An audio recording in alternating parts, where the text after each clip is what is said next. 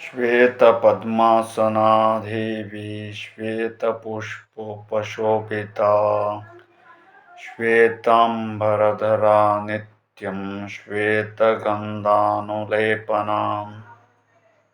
ತಾಯಿಯ ಪಾದಾರವಿಂದಗಳಿಗೆ ವಂದಿಸುತ್ತಾ, ಮಕ್ಕಳಿಗೆ ವಿದ್ಯಾಭ್ಯಾಸದಲ್ಲಿ ತುಂಬ ತೊಂದರೆ, ಅನಂತರದಲ್ಲಿ ಹಠ ಚಟ, ಅನಂತರದಲ್ಲಿ ಎಷ್ಟೋ ಜನ ಮಕ್ಕಳು ಶಾಲೆಗೆ ಹೋಗೋದಿಲ್ಲ ಅಂತಕ್ಕಂಥ ಹಠಗಳನ್ನು, ಪೀಡನೆಗಳನ್ನು ತುಂಬ ಪ್ರಮಾಣದಲ್ಲಿ ಕೊಡ್ತಾರೆ.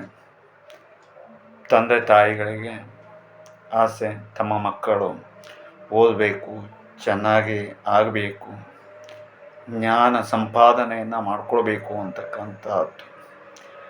ಆದರೆ ಕೆಲವು ಮಕ್ಕಳು ತದ್ವಿರುದ್ಧವಾಗಿ ಹೋಗ್ತಾ ಇರ್ತಾರೆ.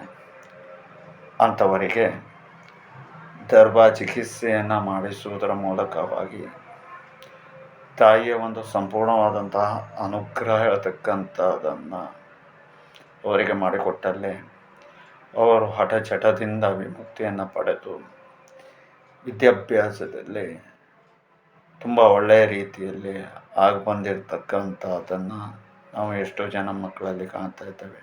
ಹಾಗಾಗಿ ಸುಮ್ಮನೆ ಚಿಂತಿಸುವುದಕ್ಕಿಂತಲೂ ಈ ರೀತಿಯಾದಂಥ ಒಂದು ಪರಿಹಾರವನ್ನು ಮಾಡಿಕೊಂಡು ಸರಸ್ವತಿ ದೇವಿಯ ಒಂದು ಅನುಗ್ರಹಕ್ಕೆ ಪಾತ್ರರಾಗಿ ಅಂತ ಹೇಳುವುದಾಗಿ ತಮ್ಮಲ್ಲಿ ಮತ್ತೊಮ್ಮೆ ಕೇಳ್ಕೊಳ್ತೇನೆ.